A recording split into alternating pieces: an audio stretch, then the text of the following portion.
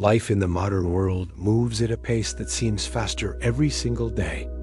We wake up with notifications already buzzing on our phones. We rush through traffic, drown in emails, and feel the pressure of bills piling up, deadlines chasing us, and relationships stretching thin. For many people, stress has become the background noise of existence, so constant that we barely notice it anymore. Yet deep inside, we know something is not right. We feel the weight in our chest, the tiredness that no amount of sleep can fix, the loneliness even when surrounded by others. The pain is not always visible, but it is real. It lingers in the quiet moments at night when we ask ourselves if this is all life has to offer. It shows up in the way we snap at people we love, in the anxiety that makes it hard to breathe, in the endless search for meaning that no paycheck, no achievement, no possession seems able to satisfy. This is the suffering of our age. It wears many masks: stress, money problems, relationship struggles, depression, anxiety, fear of the future. But at the core, it is the same restless hunger of the human heart. We keep looking for peace in the wrong places. We think the next promotion, the next relationship, the next purchase will finally make us whole. But as soon as we grasp it, it slips away, and we are left chasing again. Like thirsty travelers lost in a desert, we mistake mirages for water, only to end up more exhausted than before. And yet, there is a way out. For thousands of years, the teachings of the Buddha have offered a simple but profound path. Not a rigid religion, not a set of dogmas, but a living wisdom that speaks directly to our suffering. These teachings remind us that the problem is not the world itself, but the way we relate to it. The storms outside may rage, but if we learn to calm the storms inside, we can walk through life with clarity, strength, and compassion. What once felt unbearable can become a doorway to freedom. What once felt meaningless can become a journey of awakening. Imagine being able to face stress without being consumed by it. Imagine being able to walk into conflict without losing your peace. Imagine feeling connected in a world that often feels fragmented and cold. This is possible, not by escaping life, but by transforming the way we live it. Through mindfulness, compassion, detachment, and an understanding of cause and effect, the timeless insights of Buddhism shine like a lantern in the darkness of our times. In the coming journey, we will explore 10 deep struggles of modern life stress: money worries, broken relationships, anxiety, anger, loneliness, and more. Each of these pains is something you may have faced in your own story. Each will be met with understanding, not judgment. And for each, there will be a solution rooted in Buddhist wisdom, not as abstract philosophy, but as practical guidance for today's world. These are not lessons to memorize, but truths to feel, practices to try, and perspectives to carry with you. You may have come here tired, looking for relief, hoping for something to ease the burdens you carry. Stay with me. Listen with your heart as much as your mind. What you will find is not just advice, but a path, a way of living with more clarity, more peace, and more meaning. A way of remembering who you really are beneath all the noise. The journey begins now, and it begins with you. Every morning, millions of people wake up already feeling behind. The alarm clock goes off, and instead of rising with ease, the body feels heavy, the mind racing with unfinished tasks. There are bills to pay, emails waiting, deadlines looming, and conversations we dread. The day has not even started, and yet the weight of stress is already pressing down like a stone on the chest. Stress has become so common in modern life that people wear it like a second skin. We say, "I'm just busy," or "that's life," as though constant pressure and exhaustion were normal. But if we pause for a moment and look deeply, we can see that stress is not just an inconvenience. It is a silent thief stealing our joy, our clarity, and our health. Think of the body like a violin string. A little tension keeps the music alive, but too much pressure snaps the string. In the same way, a small amount of challenge can motivate us, but unrelenting pressure wears us down until we can no longer play the music of life. For many, stress shows up as headaches, restless nights, or that constant thought in the stomach. For others, it's the short temper that flares at family, or the inability to sit still and simply be. And beneath it all is the deeper pain, a sense that life is rushing by, and we are merely surviving, not truly living. The emotional toll of stress runs deeper than we often admit.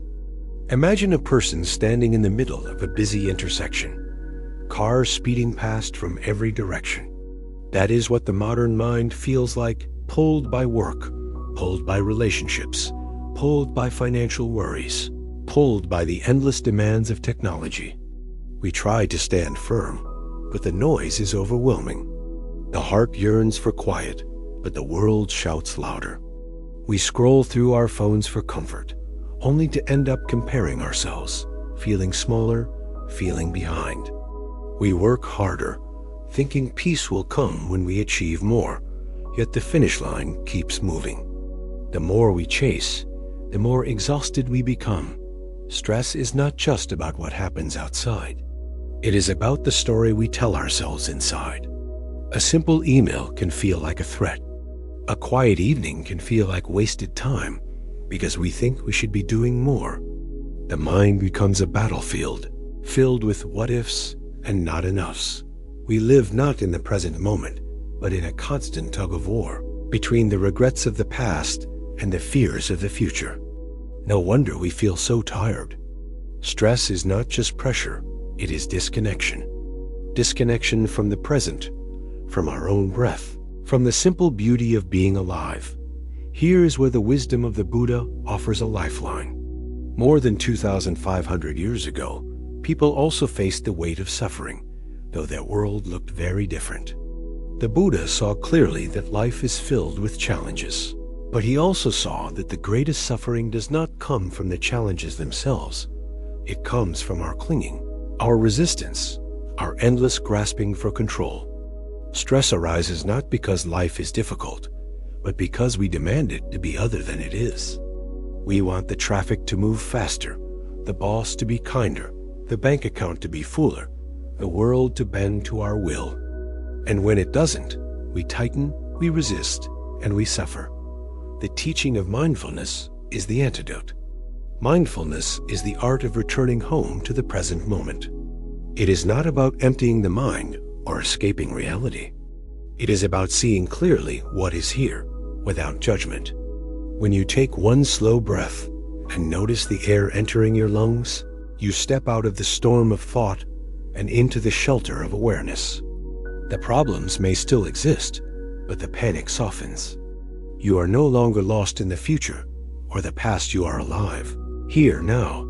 Imagine carrying a heavy backpack filled with rocks. Each rock is a worry, bills, deadlines, conflicts. The weight is unbearable. Mindfulness is like stopping for a moment, opening the bag, and realizing that half the rocks are not real. They are just imagined fears. With each mindful breath, we put down what is unnecessary. The load becomes lighter. Life becomes more possible. This does not mean ignoring responsibility. Stress is not solved by running away. But when we face life with a calm and present mind, we discover that most challenges are manageable. We can write the email without fear. We can sit in traffic without rage. We can speak to a loved one without our chest tightening. The circumstances may not change, but our relationship with them transforms. This is the heart of Buddhist practice. Liberation does not come from controlling the world, but from freeing the mind. There is also the practice of compassion toward oneself. Stress is often made worse by the harsh voice inside, the critic that says, "You should be stronger. You should have done better." Buddhism teaches that all beings, including ourselves, deserve kindness. When we meet our own suffering with gentle awareness, stress loses its sharpest edge. Instead of adding self-blame to our burden, we place a hand on our heart and breathe. We remind ourselves, I am human. It is okay to be tired. It is okay to pause. This is not weakness. This is wisdom. Practical steps emerge naturally from these teachings. Begin the day not with the phone, but with 3 mindful breaths. Before each meal, pause to notice the colors, the smells, the gift of nourishment. When stress rises in the body, treat it not as an enemy, but as a signal. The mind is running too fast. Let me return to this moment. Even 1 minute of mindful breathing can be enough to break the chain of reactivity. Over time, these small moments of presence add up. They become a refuge that no storm can take away. There is also the teaching of impermanence. Every stressful situation, no matter how overwhelming, will pass. The meeting will end. The traffic will clear. The bill will be paid. Nothing lasts forever, not even stress. When we remember this, we loosen our grip. We can endure the moment without drowning in it. Like clouds passing across the sky, stress comes and goes, but the vastness of awareness remains. And here is the deeper truth. When we live with mindfulness, we begin to see that stress itself can be a teacher. It shows us where we are clinging, where we are resisting. Each moment of tension is an invitation to let go. Each wave of anxiety is a chance to return to the shore of the present. In this way, stress does not have to be the enemy. It can be the very doorway through which we step into freedom. The Buddha once said, "Peace comes from within. Do not seek it without. The world may never slow down. The demands may never vanish. But peace is not found in the end of problems. It is found in the way we meet them. Stress will always knock at the door. The question is whether we open it with panic or with presence."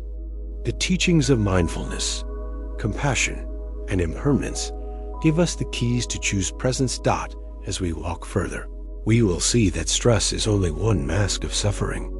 It often hides behind money worries, relationship conflicts, and the endless cycle of craving. To understand how deeply suffering shapes modern life, we must explore these other pains too. But for now, remember this. The next time your chest tightens, your breath shortens, and your mind races, pause. Take one conscious breath.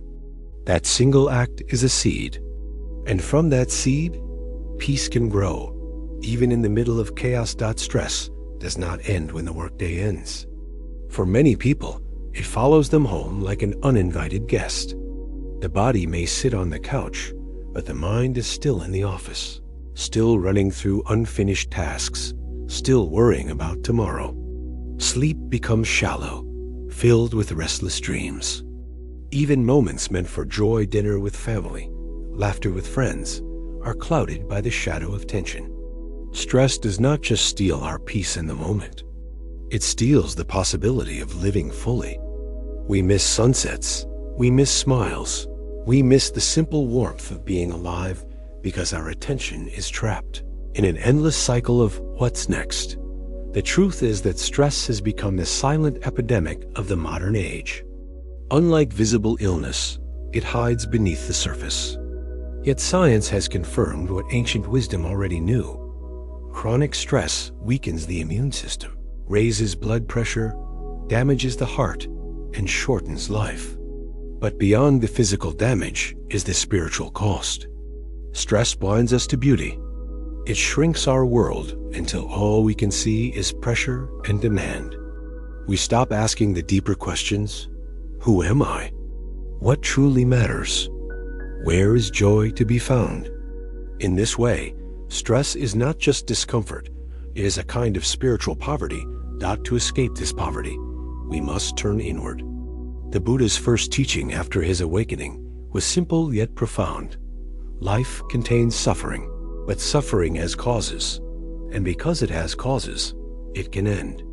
Stress is one form of suffering. Its causes are craving, attachment, and ignorance, the same roots that feed all pain. We crave control over the uncontrollable. We cling to expectations that reality does not meet. We ignore the truth that change is constant and that our happiness cannot depend on perfection outside us. When we see these causes clearly, we begin to loosen their grip. Awareness itself is liberation. Consider this. A tightrope walker stays balanced, not by stiffening, but by adjusting gracefully to every shift. Life is the same. Stress arises when we demand that the rope never move, that the wind never blow. But the rope will sway, the wind will come. The art is not to resist, but to move with life. Mindfulness teaches us to flow, to breathe, to meet change with flexibility instead of rigidity. In this way, stress becomes a reminder. Let go, return, begin again. One powerful practice is the meditation on the breath. The breath is always with us, yet we often forget it. When stress rises, the breath becomes shallow, quick, almost trapped. By choosing to notice the breath, to feel it enter and leave the body, we create an anchor in the storm. Each inhale is a gift. Each exhale is a release. In Buddhist practice, we sometimes say silently, breathing in, I know I am alive. Breathing out, I let go. With these simple words, the body softens, the mind clears, and stress loosens its claws. Another practice is walking meditation. Instead of rushing from one place to another, choose to walk slowly, feeling each step.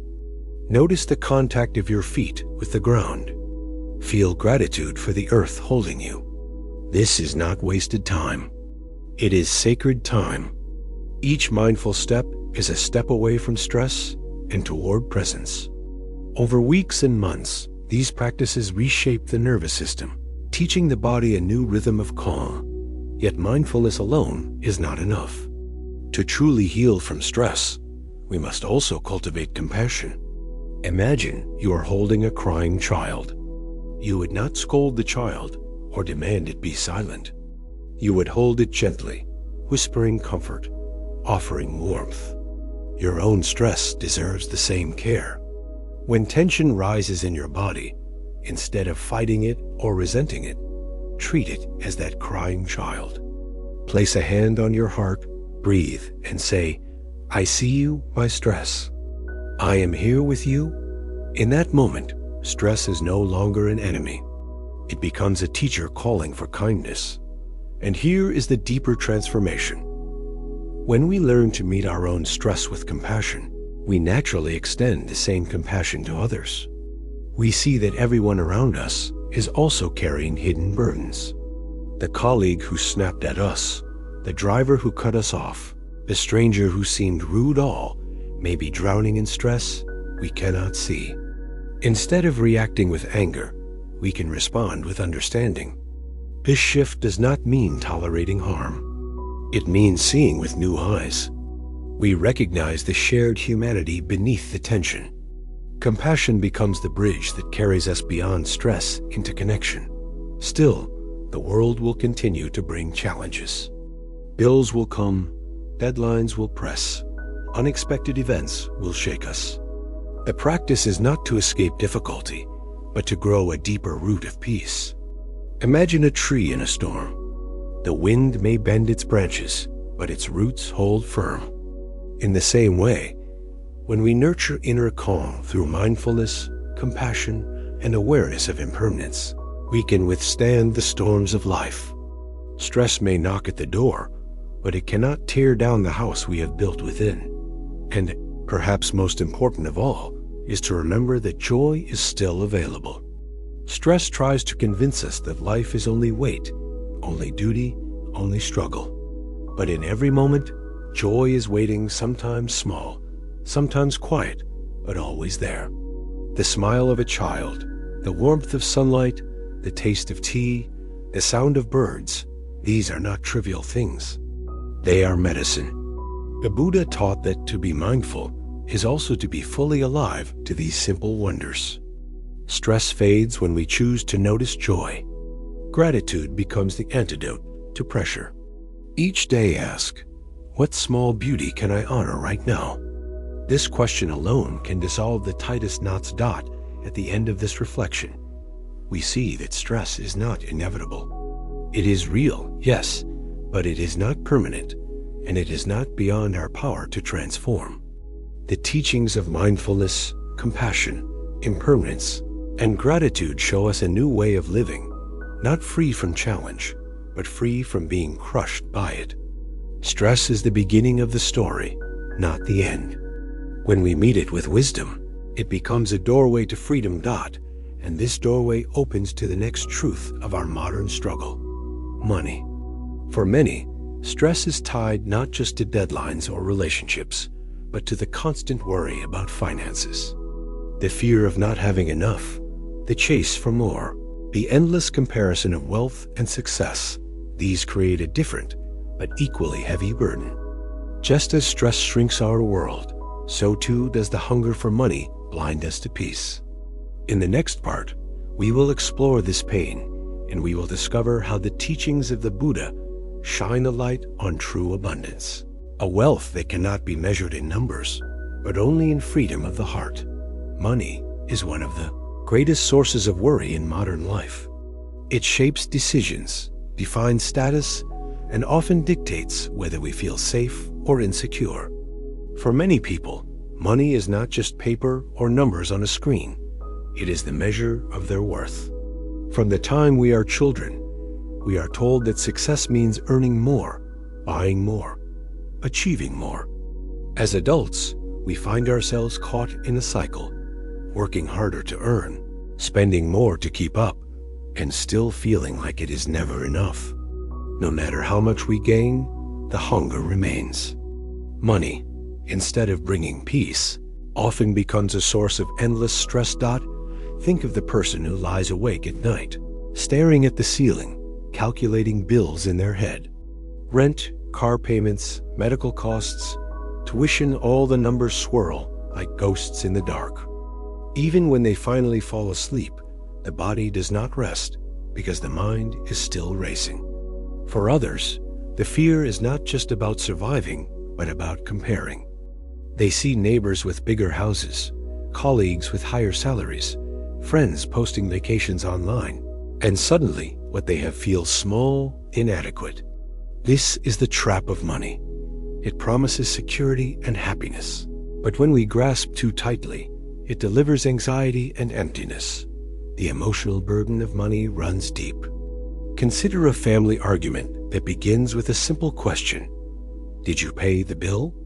Quickly, it escalates into anger, blame, even resentment. At its root is not just the number on the bill, but the fear beneath it, the fear of not being enough, of not being safe, of not being in control. Money touches our deepest insecurities.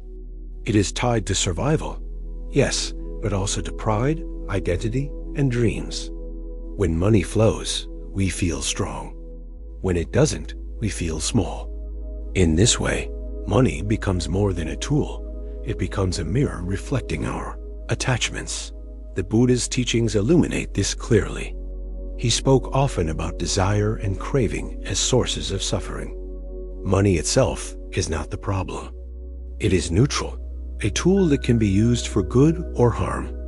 The suffering arises when we cling to it, when we believe our happiness depends on it.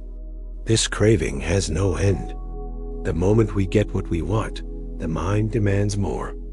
A new job brings joy, but soon we want the promotion. A new car feels exciting, but soon we see another model that seems better.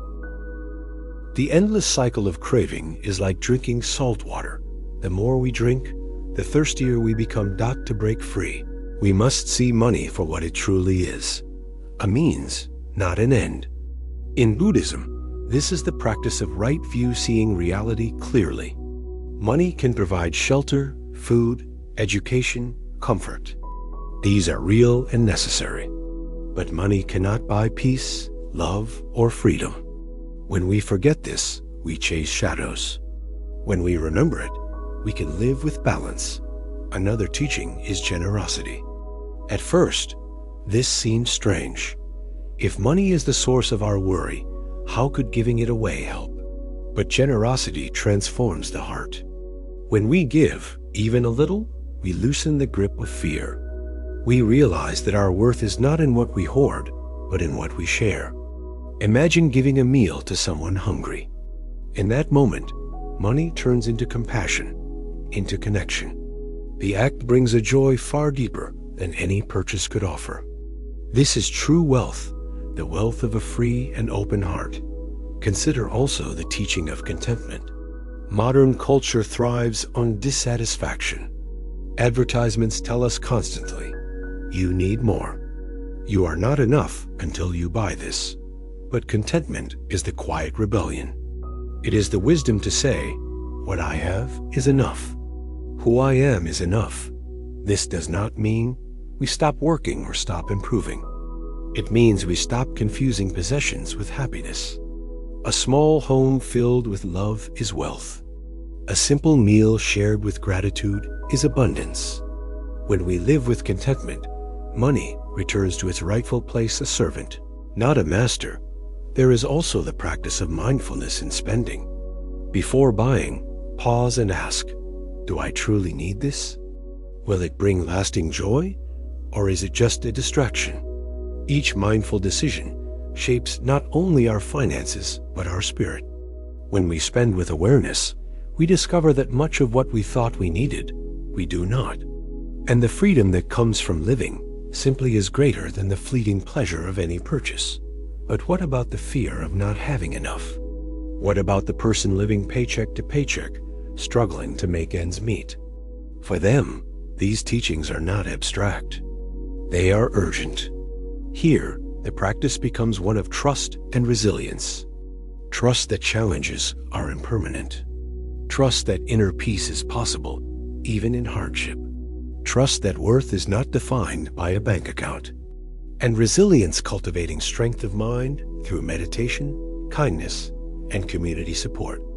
The Buddhist path does not ignore material needs. It teaches that while we work to meet them, we can still choose peace over panic, compassion over comparison, simplicity over endless striving.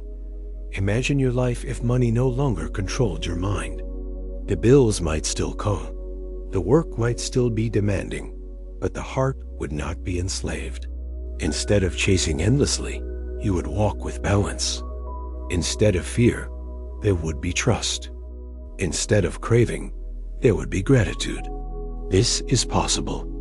It begins with small steps, pausing before spending, practicing generosity, breathing when fear arises, remembering that your life's value is far greater than any dollar amount. And here is the bridge to the next truth. Money often creates tension, not just within us, but between us. Families fight over inheritance. Couples argue about expenses. Friendships strain under inequality. The stress of money bleeds into the stress of relationships. If we wish to truly heal, we must look beyond the individual to the bonds that connect us. In the next part, we will turn to this pain, the struggles of love, trust, and connection, and discover how Buddhist wisdom can guide us toward harmony, forgiveness, and lasting peace. Money has a way of weaving itself into the fabric of our relationships, our choices, and even our sense of identity. It is more than currency. It becomes a symbol of security, status, and even love. Many marriages collapse not because of a lack of affection, but because of financial strain. Friends drift apart when one feels left behind while the other advances in wealth. Parents work long hours to provide for their children, but in the process, miss the very moments of love that money was meant to support. The tragedy is not the money itself, but the way we allow it to control our hearts. Consider the couple sitting at the dinner table, their meal untouched, their voices raised in anger. The argument is not really about the bill on the table.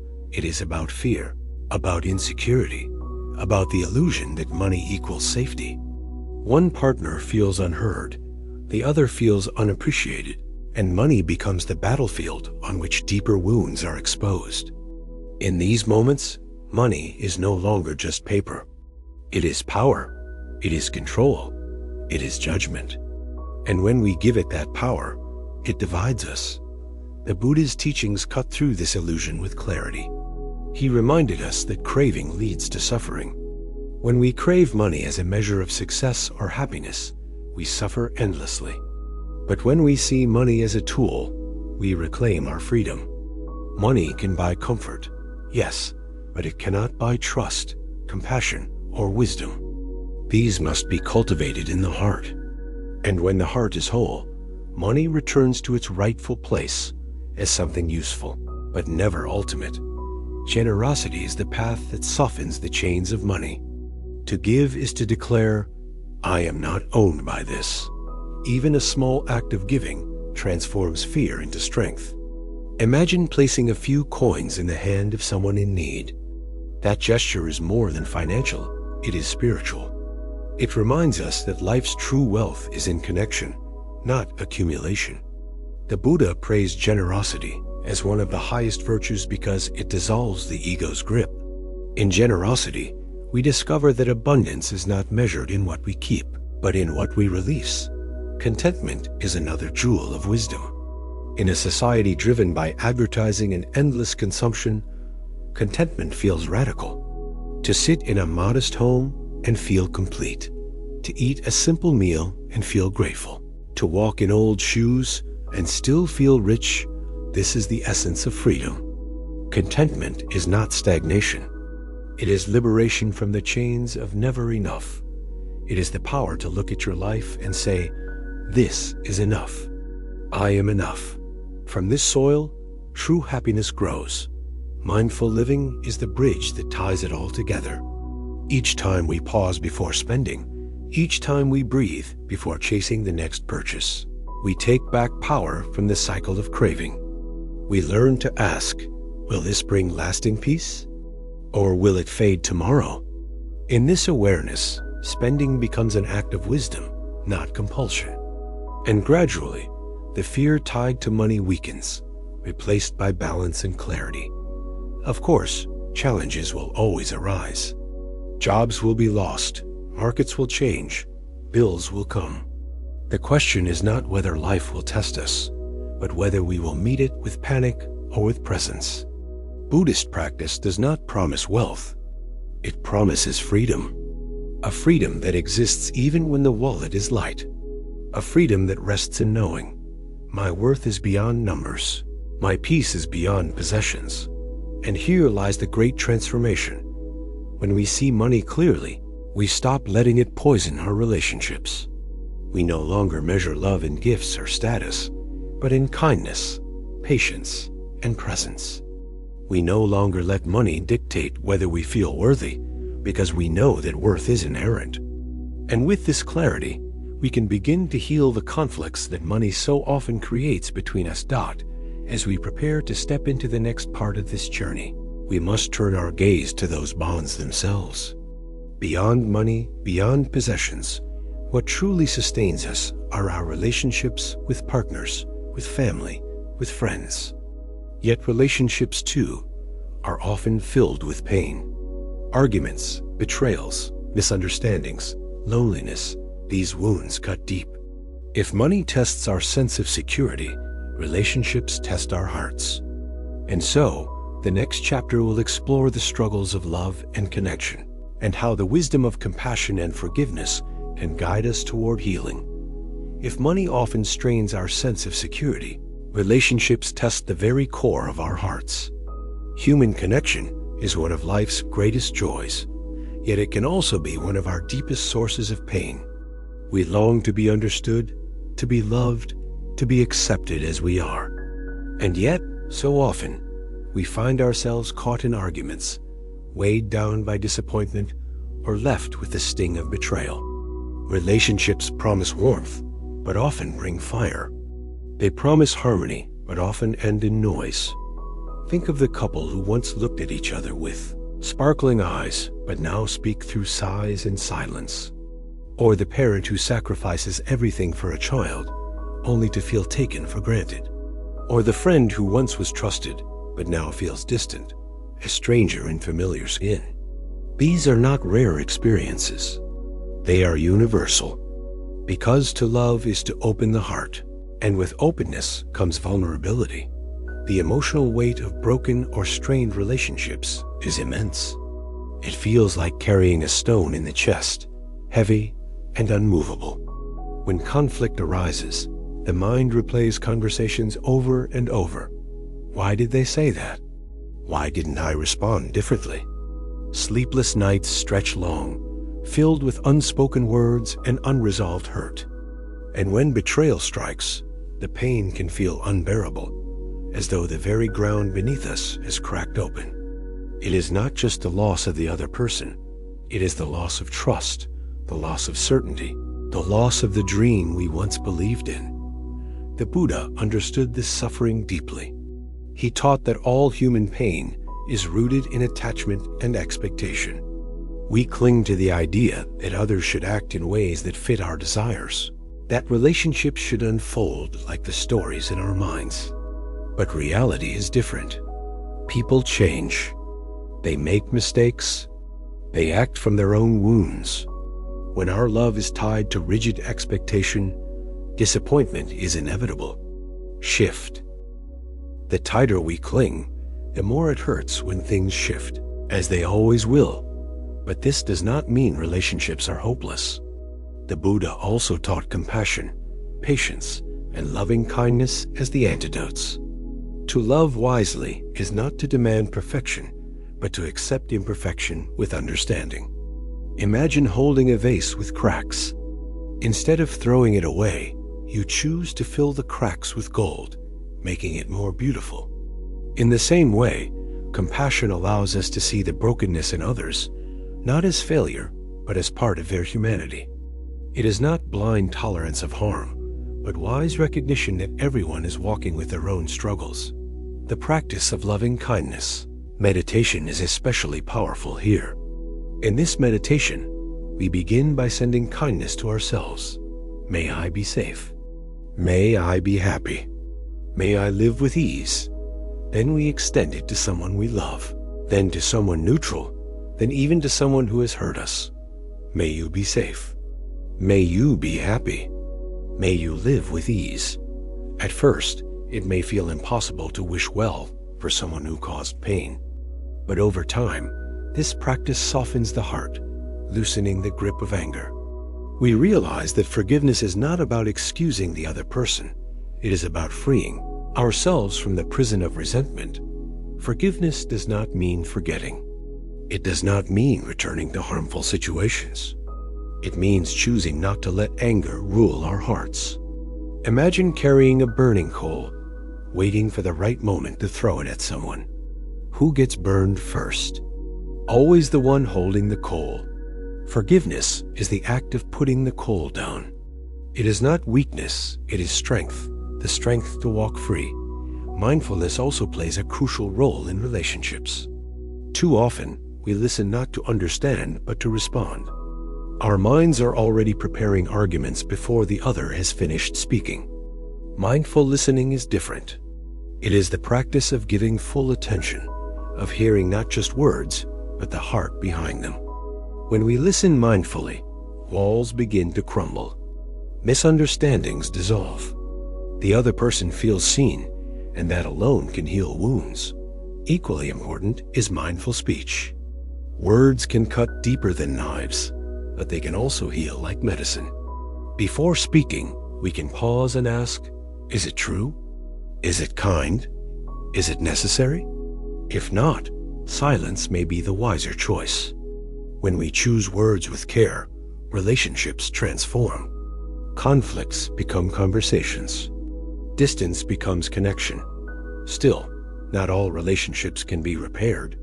Some are too toxic, too harmful. Here, the wisdom of detachment is vital. Detachment does not mean coldness. It means protecting our peace while still wishing the other well. It means setting boundaries that honor our own dignity. Just as we cannot carry another's stress, we cannot carry another's destructive choices. Love without wisdom becomes entrapment. But love with wisdom becomes freedom got, and yet, even in letting go, compassion can remain. We can release people from our lives without filling our hearts with hate. We can step away while still holding the wish that they find healing on their path. This is the balance Buddhism teaches. Love rooted in freedom, connection rooted in compassion, relationship rooted not in clinging, but in understanding. Imagine the transformation if every relationship in your life was guided by mindfulness, compassion, forgiveness, and wise boundaries. Conflicts would no longer spiral into endless suffering. Betrayals would no longer harden into bitterness. Even when relationships ended, the heart would remain open, able to love again. This is not fantasy. It is the fruit of practice. It requires effort, yes, but the peace it brings is worth every step. And here is where we transition. Relationships, with all their joy and pain, are deeply tied to another struggle of modern life anxiety. The arguments, the betrayals, the uncertainties often leave us anxious, restless, unable to calm the mind. Just as stress tightens the body and money weighs on security, anxiety robs us of peace in the present moment. In the next part, we will enter that restless space and explore how Buddhist wisdom offers tools to breathe again, to trust again, and to find calm even in the whirlwind. Relationships are often the mirror that shows us our deepest fears and insecurities. When someone we love criticizes us, we do not only hear their words, we hear echoes of our own doubts. When someone leaves us, it can feel like proof that we are unworthy. This is why relationships cut so deeply. They touch the tender places within us that we often try to hide. And when those wounds are opened, pain rushes in. But there is also another side to this truth. Because relationships touch us so deeply, they also hold the power to heal us. A kind word from a friend can lift us out of despair. A gentle smile from a loved one can dissolve anger. A simple hug can remind us that we are not alone. Relationships are not just the cause of suffering. They are also the soil where compassion, patience, and love can grow. The Buddha often spoke about interdependence. He taught that no one exists alone. We are all connected like the threads of a vast web. What we do affects others, and what they do affects us. When we see this clearly, we begin to understand that harmony in relationships is not just about our own happiness. It is about the well-being of the whole. To nurture love and understanding is to nurture the entire web of life. This perspective helps us approach conflicts differently. Instead of asking, "How can I win?" we can ask, "How can we both heal?" Instead of reacting from pride, we can respond from compassion. Even when the other person cannot meet us with the same openness, we can choose not to add more harm. This does not mean we tolerate abuse or injustice. It means we act from wisdom, not reactivity. Practical practices make this real. One of the most powerful is pausing before reacting. When anger rises, the body tightens, the breath quickens, the voice wants to shout. In that moment, if we can pause just one breath, we create space. In that space, choice returns. We can choose to speak calmly, to walk away, or to listen more deeply. This pause is small, but it is revolutionary. It can turn an argument into understanding, a fight into forgiveness. Another practice is gratitude. In relationships, it is easy to focus on what is wrong. We notice the mistakes, the flaws, the disappointments. But if we take time each day to notice what is right, our hearts soften. Write down one thing you appreciate about your partner, your child, your friend. Speak it aloud. Gratitude is like sunlight. It nourishes love, making it grow. Even in strained relationships, gratitude can reveal hidden beauty. And yet, sometimes, despite our efforts, relationships end. When this happens, grief can overwhelm us. It feels like a door slamming shut, like a part of our heart has been torn away. But the Buddha reminds us that everything is impermanent. Just as flowers bloom and fade, relationships too have their seasons. To accept impermanence is not to stop loving, it is to love more fully, knowing that each moment is precious. It is to hold people gently, without clinging, grateful for the time we share. Forgiveness becomes especially important here. Holding on to resentment only chains us to the past. By forgiving, we release ourselves. We say, I will not let this pain define me. I will move forward with an open heart. This does not erase the hurt, but it transforms our relationship to it. The wound may remain, but it no longer festers. Instead, it becomes a scar that reminds us of growth, resilience, and wisdom. Over time, these practices reshape the heart. We learn to love without clinging, to forgive without bitterness, to connect without losing ourselves. Relationships become less about possession and more about presence. We see others not as extensions of our ego, but as fellow travelers on the path of life. Each connection becomes an opportunity to practice compassion, patience, and kindness, and this brings us to a profound realization. Our relationships with others are reflections of our relationship with ourselves. If we are harsh and unforgiving inside, we will be harsh and unforgiving outside. If we are gentle and compassionate inside, that same gentleness flows outward. This is why self-compassion is not selfish, it is essential. To heal relationships, we must first heal within. Imagine a world where every person practiced mindful listening, compassionate speech, gratitude, forgiveness, and self-love. Conflicts would still exist, but they would no longer destroy. Differences would still arise, but they would no longer divide. Love would not be perfect, but it would be real, strong enough to endure storms. This is not a fantasy. It begins with each of us, in our homes, our friendships, our families. And yet, even when relationships are healthy, another shadow often lingers. Anxiety. We worry about losing those we love. We fear rejection, judgment, abandonment. We replay past conversations, imagining what we should have said. We project into the future, imagining what might go wrong. Anxiety is the silent companion of love, the restless whisper that never lets us rest. In the next part, we will step into this shadow.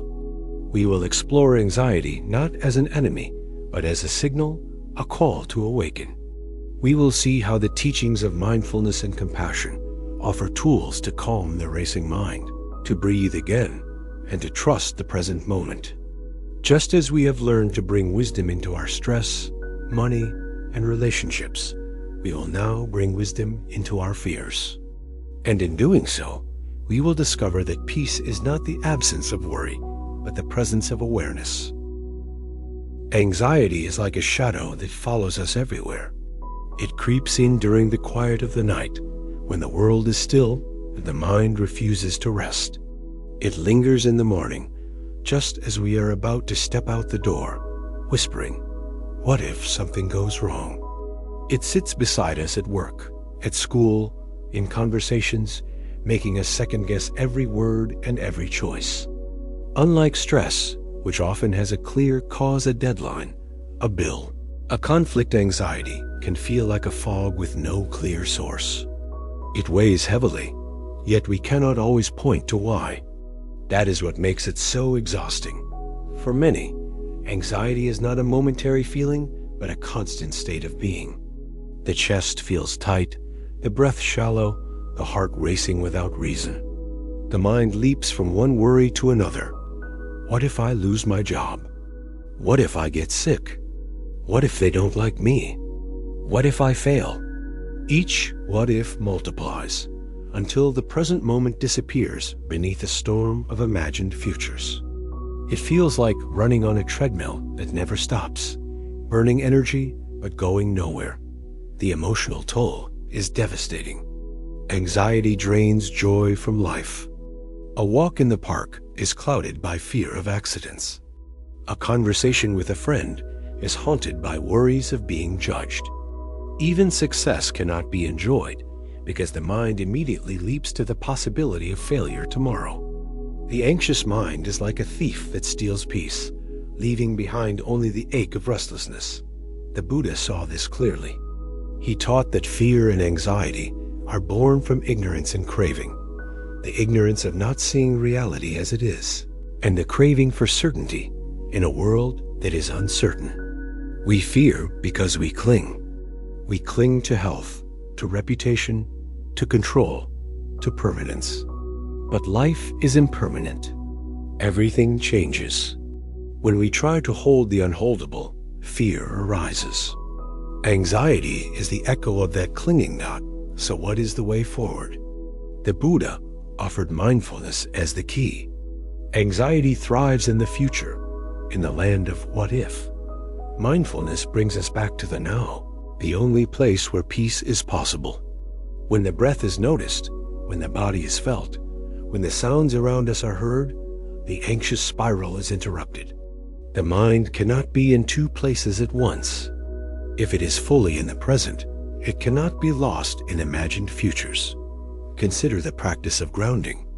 When anxiety rises, pause and notice 5 things you can see, 4 things you can touch, 3 things you can hear, 2 things you can smell, 1 thing you can taste. This simple practice anchors the mind and the body, pulling it out of the fog of fear. With each step, the present becomes more real than the imagined. Another practice is compassion toward the anxious self. Too often, when anxiety appears, we scold ourselves. Why can't I just relax? Why am I like this? This only adds more fear to the fire. Instead, place a hand on the heart and whisper, I see you, my anxiety. You are trying to protect me. Thank you. But I am safe now. By treating anxiety like a frightened child instead of an enemy, we shift from resistance to care.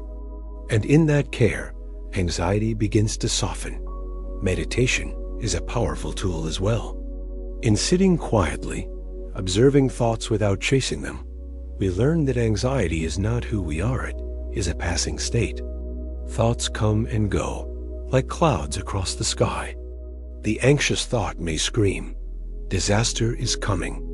But if we sit and breathe, we see it fade like every other thought.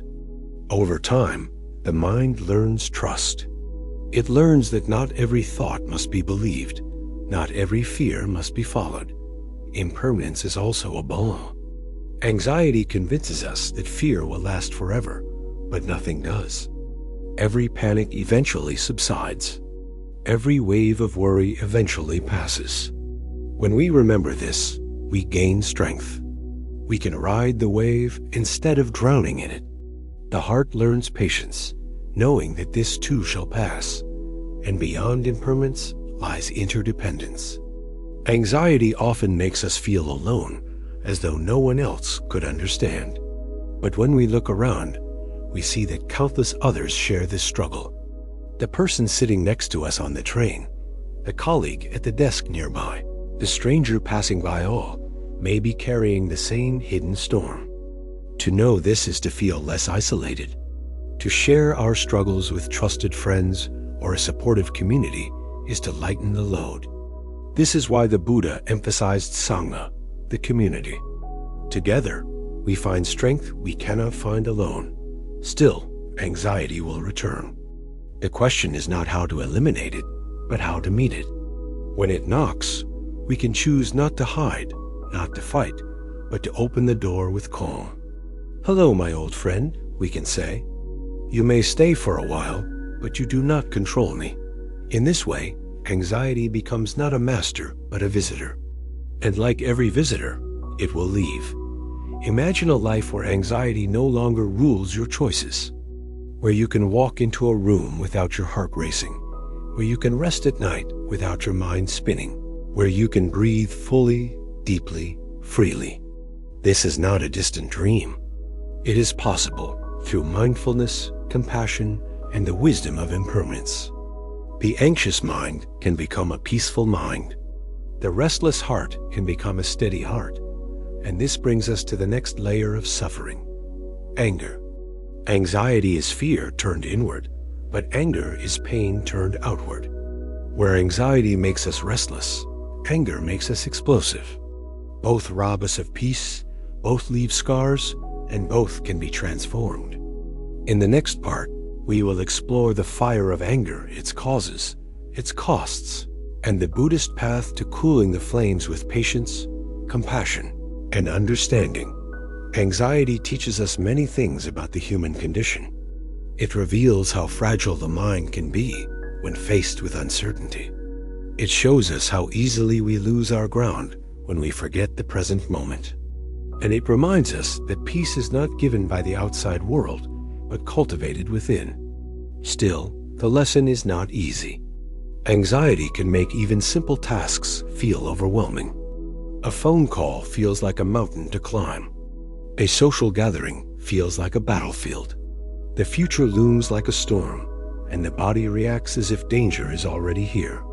To live like this is exhausting, and many quietly suffer in silence. The Buddha understood that fear and worry are natural, but not ultimate. He taught that freedom comes not from pushing fear away, but from seeing it clearly. When we shine the light of awareness on anxiety, its power diminishes. It is like walking into a dark room and lighting a candle. Suddenly, the shapes that frightened us are revealed to be harmless.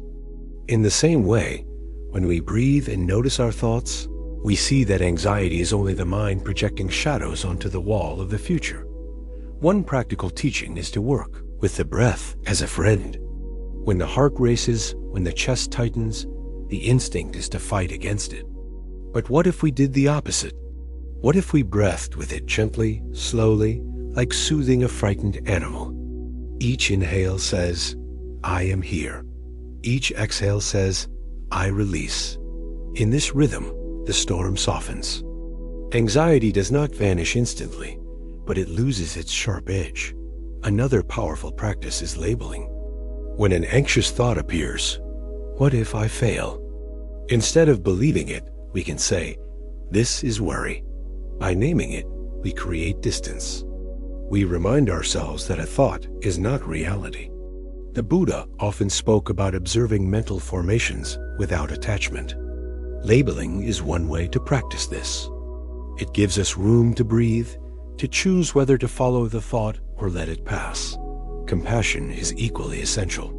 Anxiety often makes people feel broken, weak, or ashamed. But what if we saw anxiety not as a flaw, but as a signal of the heart's deep longing for safety? When we embrace our anxious selves with kindness, we begin to heal. We can whisper to ourselves, it's okay to be afraid. It's okay to feel this. I am still whole. This shift from judgment to compassion changes everything. Instead of fighting a war inside, we create a refuge. Community support also matters. Anxiety thrives in isolation. When we hide our fears, they grow stronger. But when we share with trusted friends, with spiritual community, or with those who understand, the weight lightens. The Buddha's teaching of Sangha, the supportive community, is vital here. Alone, anxiety can feel unbearable. Together, we discover that we are not alone, that others walk the same path, and that healing is possible. Anxiety also teaches patience. Just as storms come and go, so too do waves of worry. To practice patience is to sit with the storm without demanding it end immediately. It is to trust that calm will return in its own time.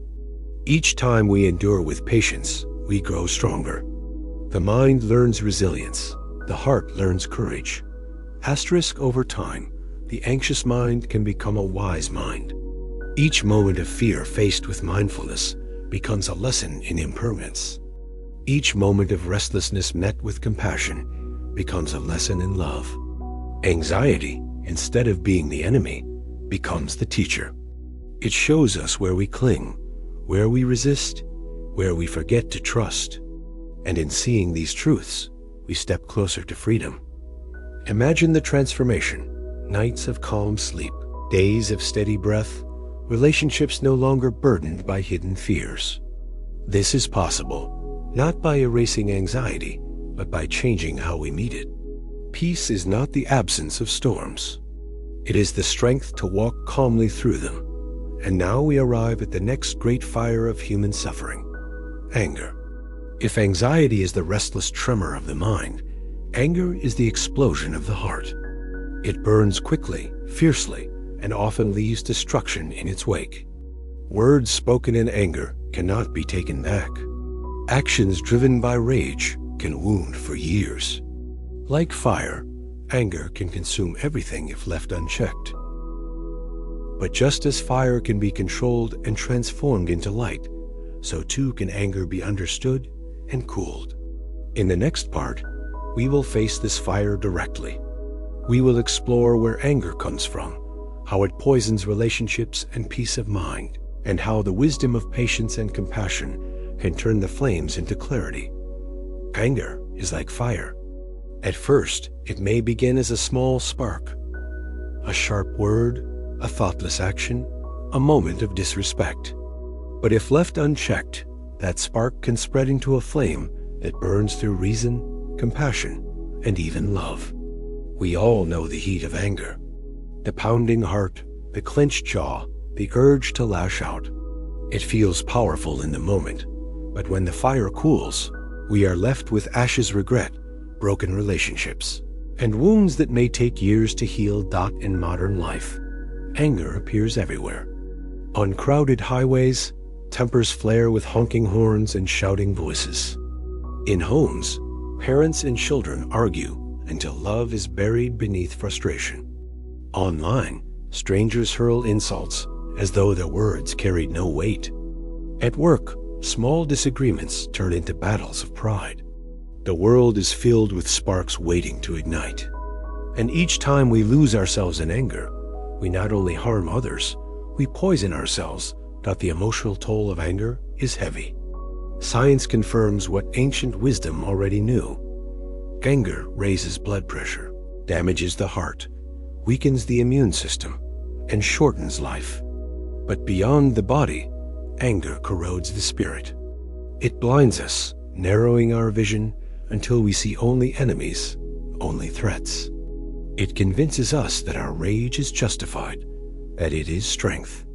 But in truth, anger is weakness. It is the loss of control, the surrender of wisdom. The Buddha taught that anger arises from ignorance and attachment. We cling to the idea that things must go our way. When reality does not comply, we resist. That resistance becomes frustration, then rage. Anger is the child of unmet expectations. We believe others should treat us as we wish. Life should unfold as we plan. The world should bend to our desires. When it doesn't, the fire starts. But the Buddha also offered the antidote: patience and compassion. Patience is the water that cools the flames. Compassion is the light that reveals the humanity of the one we call enemy. To practice patience is not to suppress anger, but to transform it. Imagine holding a cup of boiling water. If you grasp it tightly, it burns you. But if you set it down and wait, it cools. Patience is the act of setting anger down before it harms. Mindfulness is essential here. When anger rises, the body signals it: the quick breath, the hot face, the tight muscles. If we train ourselves to notice these signs early, we can pause before the fire spreads. One breath, one moment of awareness can change the entire outcome. Instead of shouting, we can stay silent. Instead of striking, we can step away. In that pause, anger loses its fuel. Another practice is compassion for the one who caused the anger. This does not mean excusing harm or tolerating injustice. It means seeing that their actions often come from their own suffering. The rude driver may be rushing to the hospital. The angry coworker may be carrying hidden grief. The cruel stranger may be trapped in their own pain. When we see this, the enemy becomes a fellow human being, and our rage begins to soften. The Buddha told a story of a man struck by an arrow. If hit once, he already suffers. But if he is struck again by his own anger and resentment, he suffers twice. In the same way, when we face hurt, we cannot always control the first arrow, but we can choose whether to shoot ourselves with the second. Anger is that second arrow, Compassion removes it. Practical steps help, too. When anger rises, walk slowly. Feel your feet on the earth. Drink water, letting its coolness remind you to cool your mind. Write your thoughts in a journal, pouring out the fire onto paper instead of onto people. Practice loving kindness meditation, wishing safety and peace, even for those who hurt you. These small acts build the habit of peace, so that when the spark comes, it does not ignite so easily. And here lies a deeper truth. Anger can be a teacher. It shows us where we cling, where we are wounded, where we must grow. Each time we feel anger, we can ask, what expectation was I holding? What wound was touched? What story am I telling myself? In this reflection, anger becomes not a curse, but a mirror. It reveals the work we must do inside. Imagine a world where anger no longer ruled us, where arguments ended not in slammed doors, but in calm conversations, where differences did not divide, but invited deeper understanding, where even in conflict, compassion remained. This is possible. It is not the absence of fire, but the ability to channel fire into light. And yet, just as anger harms outwardly, another suffering harms inwardly: loneliness. Anger disconnects us from others, but loneliness is the ache of already being disconnected. It is the silence after the argument, the empty room after love has gone, the crowd in which we still feel invisible. If anger is the fire of separation, loneliness is the cold that follows. In the next part, we will step into this cold and discover how the warmth of compassion, community, and presence can heal the aching heart. Anger often feels powerful in the moment, as if it gives us control. But when we look closely, we see the opposite is true. Anger controls us. It hijacks the mind, dictates our words, and drives our actions. We may shout things we do not mean, slam doors we wish we had kept open, or damage bonds that took years to build. In the aftermath, regret lingers. We replay the scene, wishing we had paused, wishing we had spoken differently. The fire fades, but the scars remain. The Buddha warned that holding on to anger is like grasping a hot coal with the intent of throwing it at someone else. We are the ones who get burned first. This truth is easy to understand but difficult to practice. When insulted or betrayed, the impulse to retaliate is strong. But here lies the challenge. Can we transform that impulse into wisdom? Can we choose not to add more suffering to the world, even when we ourselves are hurting? One way is through mindful reflection. When anger arises, ask, what is beneath this? Often, anger is a mask for deeper emotions: fear, sadness, disappointment. We lash out not because of strength, but because of vulnerability. By naming the true feeling, we disarm anger's power. Instead of shouting, "You never listen," we may realize the truth is, "I feel unseen." This shift opens the door to honest communication, healing. Another way is through compassion practices. Visualize the person who triggered your anger as a child. Imagine their struggles, their pain, their longing for happiness. Suddenly, they are no longer a monster, but a fellow human being, flawed and suffering, just like you. This perspective does not erase responsibility, but it softens the heart. It creates space for forgiveness, or at least for letting go. Patience, too, is a discipline worth cultivating. In Buddhist practice, patience is not passive endurance, but active strength. It is the choice to remain steady when provoked, to meet hostility with calm. Like a tree rooted deeply in the earth, patience allows us to withstand storms without being uprooted. Each time we practice patience, we weaken anger's grip. Over time, we discover that true strength lies not in lashing out, but in remaining unshaken. Still, anger will visit again. The practice is not about erasing it forever, but about changing our relationship with it. Instead of letting it rule, we treat it as a guest. When it knocks, we acknowledge it. "I see you, anger." We breathe, we pause, we reflect. Sometimes we invite it to sit quietly until it cools. Sometimes we show it the door with compassion. Either way, we remain in control. And here lies the profound freedom. When we no longer let anger rule us, we become beacons of peace for others. In families, in workplaces, in communities, our calm presence diffuses conflict. Our patience inspires trust.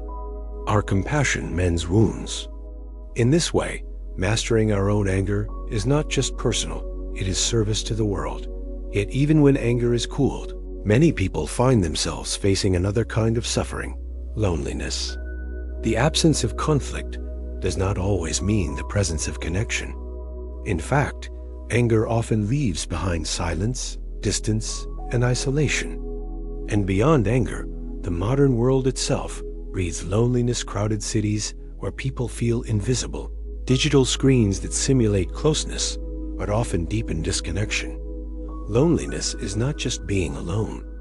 It is the ache of feeling unseen, unheard, unloved. It is lying in bed with no one to call. It is scrolling through endless messages and still feeling empty. It is sitting in a room full of people and feeling like a ghost. If anger is the fire of separation, loneliness is the cold that follows doubt in the next part, we will walk into that cold with open eyes. We will see how loneliness wounds the spirit, how it whispers that we are not enough, and how the wisdom of compassion, mindfulness, and community can bring warmth back to the heart. We will discover that even in solitude, we need not be lonely. Connection is always possible within ourselves, with others, and with the vast web of life. Loneliness is a quiet ache that many people carry in silence. It does not always come from being alone. In fact, some of the loneliest moments are experienced in the middle of a crowd, in a family gathering, or even in a marriage. Loneliness is not simply the absence of people. It is the absence of connection. It is the feeling of being unseen, unheard, unnoticed, even when surrounded by others. In today's world, loneliness has become an epidemic. Social media gives the illusion of closeness, yet often deepens the gap. We scroll through images of friends smiling, couples traveling, families celebrating, and instead of feeling connected, we feel left out. We compare our private struggles to others' public highlights, and the result is isolation. Everyone else is happy, the mind whispers. Why not me? And so, despite thousands of digital connections, the heart feels emptier than ever. The emotional weight of loneliness is heavy. It is the cold silence at night when there is no one to call. It is the unanswered text, the ignored invitation, the sense that if we disappeared, no one would notice. Loneliness breeds despair, convincing us that we do not belong, that we are unworthy of love. And in this despair, some give up reaching out, retreating further into the shadows. It is a cycle that feeds itself. The more lonely we feel, the more we withdraw, and the more we withdraw, the lonelier we become. The Buddha understood this suffering deeply. He taught that all beings desire connection, to be seen and understood. Loneliness arises because we forget our fundamental interconnectedness. We believe we are separate, isolated islands. But in truth, we are like waves on the same ocean. Each life touches countless others, even in ways unseen. The feeling of disconnection is powerful, but it is an illusion. When we awaken to this truth, loneliness begins to loosen its grip. One of the most important teachings here is Sangha, the community of practice. The Buddha emphasized that no one walks the path alone. Just as trees in a forest grow stronger when their roots intertwine, so too do humans thrive when supported by others. A compassionate community does not need to be large. It may be a circle of friends who listen without judgment, a meditation group, or even one person who sees us clearly. In the warmth of Sangha, loneliness melts. But connection is not only external, it is also internal. Many people feel lonely because they are disconnected from themselves. They run from silence, drown out their feelings with noise, distract themselves with endless activity. Yet beneath this avoidance lies the truth. We cannot truly connect with others if we are strangers to ourselves. The Buddha taught mindfulness as the path back home. By sitting quietly, breathing, noticing our own thoughts and feelings, we begin to reconnect. Loneliness transforms into solitude, and solitude becomes a sanctuary instead of a prison. Compassion meditation also heals loneliness. When we send loving kindness first to ourselves, may I be safe, may I be happy, may I be loved, we remind the heart that we are worthy. Then we extend it outward, to a friend, to a stranger, even to someone who hurt us. In this practice, the heart stretches beyond isolation. It feels the pulse of humanity. The boundary between self and other softens, and we realize we are never truly alone. Practical actions also matter. Reaching out, even when it feels vulnerable, is a powerful step. A message to a friend, a smile to a stranger, volunteering to help someone in need, all of these break the wall of isolation. The Buddha taught that service to others is a direct path to joy. When we help, we connect. When we connect, we heal. And often, in giving love, we receive it back in unexpected ways. Loneliness also teaches us gratitude for the connections we do have. It is easy to overlook the small bonds.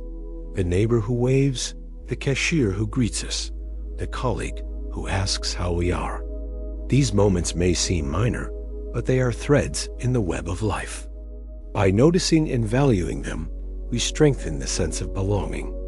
Gratitude shifts the focus from what is missing to what is present, and the heart feels lighter. Yet we must also accept that loneliness will visit again. Like stress, like anger, it is part of the human experience. The practice is not to banish it forever, but to meet it wisely. When loneliness arrives, instead of running, we can say, I see you. You are here to remind me to connect. We can breathe, reach inward with compassion, and outward with courage. In this way, loneliness becomes a guide rather than a prison guard. Imagine a life where loneliness no longer defines you, where solitude becomes peaceful, not painful, where the heart feels connected to the world, even in quiet moments. This is possible. The Buddha's teachings show us that connection is not something we must earn, it is something we already have. We are already part of the great web of life. To awaken to this truth is to step out of isolation and into belonging. And yet, loneliness often feeds into another heavy burden, depression. When isolation deepens, when the heart believes it has no worth, despair can take hold. Depression is not just sadness, it is the loss of hope, the dimming of light, the belief that nothing will ever change. It is one of the deepest forms of suffering in our time. In the next part, we will enter this dark valley with care and compassion, and we will discover how the Buddha's wisdom can guide us back toward light, hope, and renewal. Loneliness is often invisible to others. A person may smile, laugh, and appear surrounded by friends, yet inside they carry a deep emptiness. This hidden loneliness can feel even heavier because it comes with shame. We think, why do I feel this way when I shouldn't? Why can't I be happy like everyone else? And so, we hide our pain, pretending everything is fine. But silence only deepens the ache. The truth is that loneliness does not mean we are broken. It means we are human. Every heart longs for connection, and every heart suffers when that connection feels lost. The Buddha never dismissed this longing. He acknowledged that we are beings of relationship, woven into the fabric of life itself. To feel lonely is to forget this truth, to believe the illusion of separation. His teachings remind us that connection is not always about the number of people around us, but about the quality of presence we cultivate with others and with ourselves. Mindfulness reveals that loneliness often arises from comparison. We look at others and imagine their lives are full of love while ours are lacking. But these stories are not reality. Everyone carries unseen struggles. When we stop comparing and instead return to the present, our breath, our body, the small joys around us, the illusion begins to fade. The mind quiets, the heart softens, and we see that we are not as alone as we thought. Another path is gratitude for solitude. Solitude and loneliness are not the same. Loneliness is the pain of being disconnected, while solitude is the peace of being with oneself. Through practice, solitude can become a source of strength. In silence, we discover our own voice. In stillness, we rediscover our own worth. The Buddha himself sought solitude under the Bodhi tree, not as punishment, but as the ground of awakening. When we learn to sit with ourselves gently, solitude transforms from emptiness into fullness. Service is also a powerful remedy. When we reach out to help others, the walls of loneliness crack. Volunteering, offering kindness, listening to someone else's story, these acts remind us that connection flows in both directions. The heart that gives is also the heart that receives. The Buddha taught that generosity and compassion are not only gifts to others, but nourishment for our own souls. And there is the practice of loving kindness meditation. When we extend love first to ourselves, then outward to others, the heart begins to expand. Each phrase, "May I be happy," "May you be safe," "May all beings live with ease," is like a thread weaving us back into the great fabric of life. Slowly, the illusion of isolation fades, and a sense of belonging returns. Still, we must be gentle. Loneliness does not vanish overnight. There will be days when the ache returns, when the silence feels heavy again. But with mindfulness, compassion, gratitude, and connection, loneliness no longer has to define us. It becomes one passing wave in the ocean of life, not the whole sea. Imagine waking up and feeling at home in your own heart. Imagine sitting alone without fear, knowing that connection is always within reach. Imagine walking through the world and seeing not strangers, but fellow travelers, each longing for the same love and belonging as you. This is possible. It begins with the choice to meet loneliness with awareness instead of despair.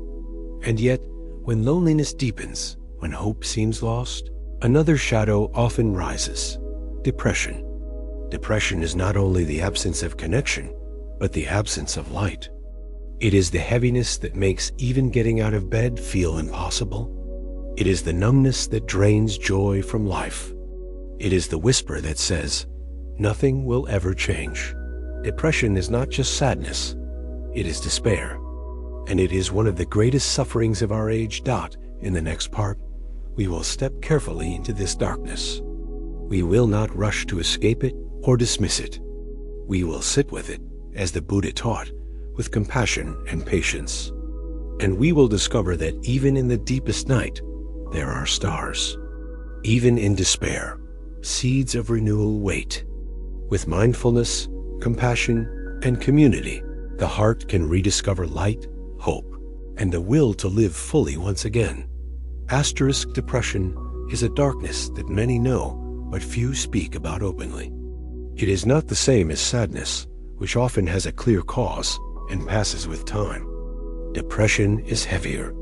It lingers like a fog that refuses to lift, sometimes without any obvious reason. It drains color from the world. The food we once enjoyed tastes bland. The activities that once brought joy feel empty. And even the smallest tasks, getting dressed, answering a call, stepping outside, can feel like climbing a mountain.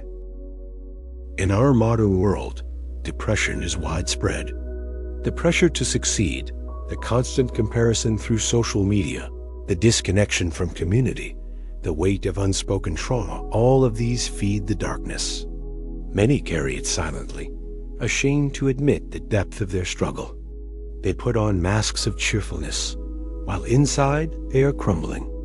And because society often misunderstands depression, people are told to just cheer up or think positive, which only deepens the isolation. Emotional toll is devastating. Depression convinces the mind that nothing will ever change. It whispers that life has no meaning, that we are worthless, that there is no way out. It numbs the heart so that even love feels distant.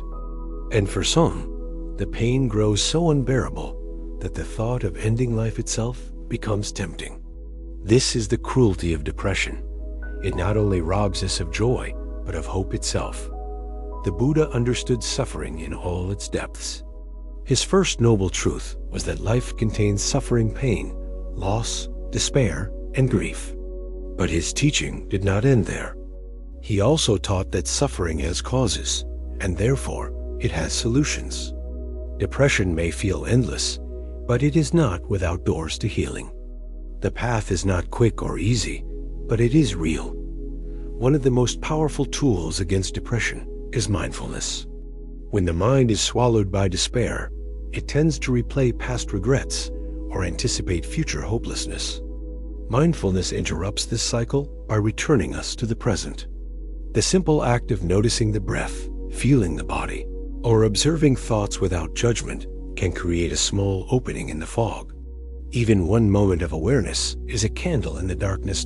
Compassion is equally important. Depression often comes with harsh self-criticism. The inner voice says, "You are weak. You are broken. You are unlovable." These thoughts deepen the pit. The Buddha taught self-compassion as an antidote. To place a hand on the heart and whisper, "I am suffering, and I deserve kindness," is a radical act. It is the beginning of healing. Just as we would comfort a friend in pain, we must learn to comfort ourselves. Connection also heals. Depression thrives in isolation, convincing us that no one cares. But when we reach out to a friend, a therapist, a community, we begin to break its grip. The Buddha emphasized the importance of Sangha, the supportive community. Even sitting silently in the presence of others can remind us that we are not alone. Sometimes, hope is not found within, but received from those who hold it for us until we can hold it again. Ourselves. Another practice is gratitude. Depression blinds us to goodness, but gratitude helps us see sparks of light. It does not deny pain. It balances it. Writing down even one thing to be grateful for each day, a warm meal, a kind word, a sunrise, can shift the heart slightly. Over time, these small shifts accumulate, creating space for hope. And we must remember impermanence. Depression tells us this will last forever, but nothing lasts forever. Just as night gives way to day, seasons change, and storms pass, so too does depression. Even if it returns, it never stays the same. To trust impermanence is to trust that tomorrow can be different from today. The path also includes caring for the body. The Buddha saw the mind and body as deeply connected. Gentle movement, nourishing food, time in nature, all of these support healing. When depression says, "Do nothing," small actions become victories. Each step, each breath, each act of care is resistance against despair. And finally, service. Helping others can lift us when we cannot lift ourselves. When we give kindness, we feel purpose. When we ease another's suffering, we remember that we are not useless. We are capable of love. This, too, is medicine for the heart. Healing from depression is not instant. It may take time, effort, support, and sometimes professional guidance. But the Buddha's teachings remind us, no darkness is absolute. Even the thickest fog eventually thins. Even the darkest night holds stars. The path is to keep walking, step by step, breath by breath, with compassion for ourselves and trust in the possibility of light. And this leads us naturally to the next struggle, fear of death and impermanence. Depression often feels like a confrontation with mortality, the fear that life is meaningless, that everything ends. The Buddha did not turn away from this truth. Instead, he embraced it, teaching that impermanence is not despair, but liberation. In the next part, we will face this universal fear and discover how awareness of death can actually bring us more life, more peace, and more love. Depression is often described as darkness, but perhaps it is more accurate to call it a heaviness. It presses down on the chest, slows the body, clouds the mind. Even simple joys feel far away, as though a thick glass wall separates us from life. For those who have never felt it, depression can be hard to understand. For those who carry it, words often fail to capture the weight. And yet, even in this silence, the suffering is real, and it deserves compassion. The Buddha taught that when suffering feels unbearable, the first step is not to run from it, but to acknowledge it. This is suffering, we can say. This is here. Naming the experience brings a small sense of clarity. It prevents us from being completely swallowed. It reminds us that while depression is present, it is not the entirety of who we are. Another teaching is the practice of small steps. Depression tells us we must solve everything at once, and when we cannot, it convinces us that nothing is possible. But the Buddha's path is always one step at a time. One mindful breath. One small act of care. One moment of reaching out. When we lower the weight of expectation, we make space for progress. Small steps are not failures. They are victories. We must also address the inner critic that thrives during depression. This harsh voice tells us we are unworthy, hopeless, and broken. But the Buddha's teaching of non-self offers a new perspective. These thoughts are not me or mine. They are conditions arising from causes, stress, trauma, imbalance, habit. Just as clouds pass through the sky, these thoughts pass through the mind. We are not the thoughts. We are the awareness that sees them. This realization can bring deep relief. Community, once again, is vital. Depression isolates, but healing requires connection. Sometimes it is as simple as sitting quietly with someone who cares, not needing to explain, only to be. Sometimes it means professional help, therapy, or support groups. The Buddha did not expect his followers to walk alone. He created Sangha because he knew that when we cannot carry hope ourselves, others can carry it for us. Nature also plays a role. The Buddha often taught outdoors, under trees, by rivers, in open fields. He understood the healing power of the natural world. For those in depression, stepping outside, feeling sunlight, hearing birdsong, touching the earth can be medicine. It may not solve everything, but it reconnects us with life.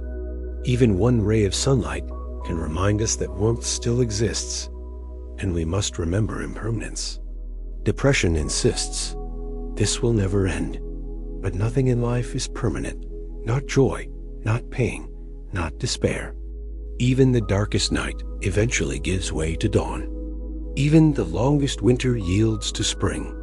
Trusting impermanence is trusting change. It is holding on long enough to see the light return. Still, depression can be relentless. There will be setbacks, days when hope feels impossible. But the Buddha taught persistence. Just as a river cuts through rock, not by force, but by steady flow, healing comes through steady practice. Mindfulness, compassion, connection, and patience. Each act, however small, is a drop of water wearing down the stone of despair. Over time, the fog can lift. The colors return, the heart softens, the spirit breathes again. Depression may still visit, but it no longer defines us. Instead, it becomes part of the larger story, a chapter of struggle that gave rise to wisdom, compassion, and strength. And so we see that depression, while painful, can also be a teacher. It shows us the depths of suffering, which in turn deepens our compassion for others. Those who have walked through darkness often carry a light that can guide others. In this way, even despair can give birth to service, to love, to meaning. This brings us naturally to the next part of our journey, the fear of death and impermanence. Depression often whispers that life is meaningless, that everything ends. The Buddha did not deny this reality, he embraced it. He taught that impermanence is not a curse, but the very condition that makes growth, love, and renewal possible. To face death is to learn how to live. In the next part, we will explore how awareness of mortality can dissolve fear and open the door to a fuller, freer life. Asterisk, there is one truth that unites every human being. We are all going to die. No matter how rich, how powerful, how loved, or how accomplished we may be, death comes for all. And yet, in modern life, death is the great unspoken topic. We push it aside, avoid talking about it, hide it in hospitals and funeral homes. We fill our days with busyness and entertainment to forget that time is passing. But deep down, the fear of death lingers, shaping our choices, haunting our nights, whispering to us in moments of silence. This fear is natural. The unknown terrifies us. We do not know what happens after the last breath. We worry about pain, about losing those we love, about leaving things unfinished. Some fear punishment, others fear nothingness. And for many, the greatest fear is not of death itself, but of dying without having truly lived. The emotional weight of this fear is enormous. It can paralyze us, making us cling to safety and routine instead of living fully. It can drive us to chase endless achievements, desperate to leave a mark before the end comes. It can fill us with anxiety every time we feel a pain in the chest, every time the news reports another sudden loss. And when we lose someone close, the grief can feel unbearable, as if a part of ourselves has been torn away. The Buddha did not shy away from death. In fact, he encouraged his followers to contemplate it often, not as morbid obsession, but as a way to awaken to life. He taught that impermanence anicca is one of the fundamental truths of existence. Everything arises and passes away. Flowers bloom and wither. Seasons change. Bodies grow, age, and die. To resist this truth is to suffer. To accept it is to find peace. One powerful practice is Naranasati, the mindfulness of death. In this meditation, we reflect on the reality that life is fragile and uncertain. We acknowledge that death could come at any time, and therefore, each moment is precious. Far from making life depressing, this reflection can make life radiant. When we truly understand that time is limited, we stop wasting it. We speak words of love while we can. We forgive instead of clinging to grudges. We live with urgency, not for material gain, but for what truly matters. The story of the mustard seed captures this wisdom. A grieving mother once came to the Buddha, carrying her dead child. She begged him to bring the boy back to life. The Buddha told her he could help if she found one mustard seed from a house where no one had ever died. The woman searched, but every house she entered had known loss. At last, she returned with empty hands, but an open heart. She realized death touches all families, all lives. In this realization, her grief softened. She saw she was not alone. Impermanence, when faced directly, does not make life meaningless. It makes it precious. A flower is beautiful because it will not last forever. A sunset moves us because it fades. Love is powerful because we know it is fragile. When we embrace impermanence, we learn to savor rather than cling. We hold people gently, aware that our time together is a gift. The fear of death also reveals a deeper craving, the desire for control. We want to know, to predict, to secure our fate. But the Buddha taught that clinging to certainty only fuels suffering. Instead, he encouraged trust in the present. We do not need to know the future to live fully now. When we release the need to control, peace arises. Mindfulness helps here as well. When fear of death arises, notice it. Breathe with it. Say, "This is fear. This is impermanence." By naming it, we stop running. By breathing with it, we stop drowning. Over time, the fear loosens. We see death not as an enemy, but as a natural part of life. And compassion transforms how we face mortality. When we accept our own impermanence, we become gentler with others. We understand that everyone we meet is also fragile, also facing loss. This awareness makes us kinder, more patient, more loving. Instead of anger, we offer forgiveness. Instead of indifference, we offer presence. The truth of death teaches us how to live more fully, more compassionately, more awake. Imagine waking each day not with fear of death, but with gratitude for life. Imagine facing the loss of loved ones not with denial, but with tenderness, cherishing every memory. Imagine approaching your own final days not with panic, but with peace, knowing that you have lived with love, wisdom, and presence. This is the gift of Buddhist teaching, to transform the fear of death into appreciation for life. And yet, as we face impermanence, another challenge often arises: the relentless drive for success and achievement. If death is inevitable, many try to outpace it by leaving behind wealth, fame, or legacy. But this pursuit often becomes its own source of suffering, chaining us to endless striving. In the next part, we will explore the burden of ambition and discover how the Buddha's wisdom offers freedom from the cycle of never enough. To reflect on death is not to fall into despair, but to awaken to life. The Buddha reminded us that every breath we take is uncertain. Every step is a gift. We may believe we have years ahead, but the truth is, we only ever have this moment. And when we live with this awareness, life changes. Petty arguments lose their grip. Greed feels empty. Love feels urgent.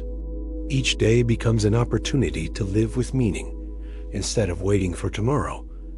Yet the fear of death runs deep. For some, it is fear of pain. For others, fear of nothingness. And for many, it is the fear of leaving behind unfinished dreams. This fear pushes people into restless striving. They chase achievements, build legacies, collect possessions, all in the hope of outpacing impermanence. But no matter how much we accumulate, the end remains. Kings and beggars alike return to the earth. The Buddha offered a different path. Instead of trying to escape impermanence, embrace it. Impermanence is not the enemy. It is the very condition that allows beauty, love, and growth to exist. Without death, life would lose urgency. Without change, joy would lose meaning. The cherry blossom is beautiful precisely because it falls. The song is moving precisely because it ends. Life is not less precious because it ends. It is precious because it does. One way to face death with peace is to live so that when the time comes, there are no regrets. This means speaking words of love now, not later. It means forgiving while we can, not waiting until it is too late. It means choosing presence over distraction, connection over isolation, kindness over indifference. When we live in this way, death loses its sting. We may not welcome it, but we no longer fear it. Another practice is letting go. Much of our fear of death comes from clinging to possessions, to roles, to identities. But when we practice release in daily life, death becomes less frightening. Each time we let go of an object, an expectation, a grudge, we train the heart to trust. By the time the ultimate letting go arrives, we are prepared. Compassion also plays a role. Facing our mortality makes us gentler with others. We realize that everyone we meet is also fragile, also walking toward their end. This awareness softens our judgments and opens our hearts. We treat others not as obstacles, but as fellow travelers. In this way, the contemplation of death deepens love rather than fear. The story of the Buddha's own passing, the parinirvana, offers comfort. Surrounded by his disciples, the Buddha lay calmly beneath the sala trees. He did not resist, did not cling, did not despair. He entered death as he had lived life with mindfulness, peace, and compassion. His example reminds us that death is not the end of truth or love. It is simply a continuation of the great flow of existence. In the modern world, we can learn from this. Instead of hiding from death, we can speak about it openly. Instead of pushing it away, we can prepare wisely, making peace with loved ones, living with clarity, practicing gratitude. To remember death is to remember life. Each day becomes a chance to live fully, to love deeply, to awaken completely. And yet, even as we accept death, another struggle often takes hold: the relentless pursuit of success. Many, fearing their mortality, try to prove their worth through achievements. They measure their lives by trophies, promotions, possessions. But this endless striving rarely brings peace.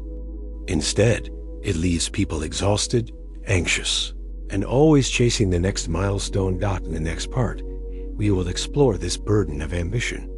We will see how the hunger for success can become a new kind of prison, and how the Buddha's wisdom offers a way to find freedom, not in abandoning effort, but in shifting our definition of true success. Modern life often equates success with worth. From a young age, we are taught to measure ourselves by grades, trophies, salaries, titles, and possessions. We are told that to be someone, we must achieve more, earn more, and prove more. And so we run, always striving, always chasing the next milestone. But beneath the applause, beneath the promotions, many feel empty. Success, as the world defines it, often fails to bring peace. The pain of ambition is subtle yet sharp. It whispers that we are never enough. No matter how much we accomplish, there is always someone higher, richer, smarter, more admired. We compare our behind-the-scenes struggles to others' highlights, and we fall short. Each achievement brings a brief spark of joy, but it fades quickly, replaced by the pressure to aim higher. The ladder has no end, and climbing it leaves us weary, anxious, and disconnected from the very life we are trying to improve. This endless striving can poison relationships. Families are neglected in the pursuit of career. Friendships fade because there is no time to nurture them. Even health is sacrificed: long hours, sleepless nights, constant stress, all for the illusion of success. Many reach the peak of their profession only to discover they are lonely, burned out, and wondering what it was all for. The Buddha saw this cycle clearly. He taught that craving, whether for wealth, power, or recognition, leads to suffering. The hunger of ambition is like drinking salt water. The more we consume, the thirstier we become. True freedom comes not from feeding craving, but from letting it go. Success is not measured by what we gain, but by the peace we cultivate within. This does not mean abandoning effort or living passively. The Buddha encouraged right effort energy directed toward wholesome goals. The problem is not ambition itself, but misdirected ambition. When success is defined by ego, it destroys. When success is defined by compassion, wisdom, and service, it heals. Imagine two workers. One spends years climbing the corporate ladder, driven by status. He sacrifices health, family, and peace of mind. At the end, he is praised, but inside he feels hollow. The other works diligently, not for titles, but to provide for his family, to serve his community, to live with integrity. He may not achieve fame, but his heart is light. Which one is truly successful? Mindfulness helps us examine our motives. Before chasing a goal, we can ask, why do I want this? Will it bring lasting peace? Or is it just another attempt to prove my worth? In this reflection, we discover that true worth is not earned, it is inherent. We are already enough, simply by being alive, by being human. From this place of acceptance, ambition can be transformed. Gratitude is another antidote. Instead of always focusing on what is missing, we pause to appreciate what is present. Each moment, Each connection, each act of kindness becomes a measure of success. Gratitude turns the ordinary into abundance. It reminds us that life is not a race to the top, but a gift to be savored. Compassion also redefines success. When we measure our lives not by what we take, but by what we give, everything shifts. A kind word, a helping hand, a life lived in service. These bring a joy that no trophy can match. The Buddha praised generosity and loving kindness as the highest forms of wealth. In this sense, every person has the power to be successful, no matter their status or income, and there is wisdom in balance. Effort is necessary, but so is rest. Work has value, but so do relationships. Ambition can fuel growth, but only when tempered by mindfulness. To live wisely is to walk the middle path, not crushed by laziness, not consumed by striving, but steady, balanced, and free. Imagine a world where success was defined not by wealth or fame, but by peace, compassion, and integrity. Imagine schools that taught children not only to achieve, but to care. Workplaces that valued well-being over profit. Societies that honored kindness as much as ambition. This is not fantasy. It begins with each of us, redefining success in our own lives. And yet, even when ambition is balanced, there remains another struggle, the search for meaning.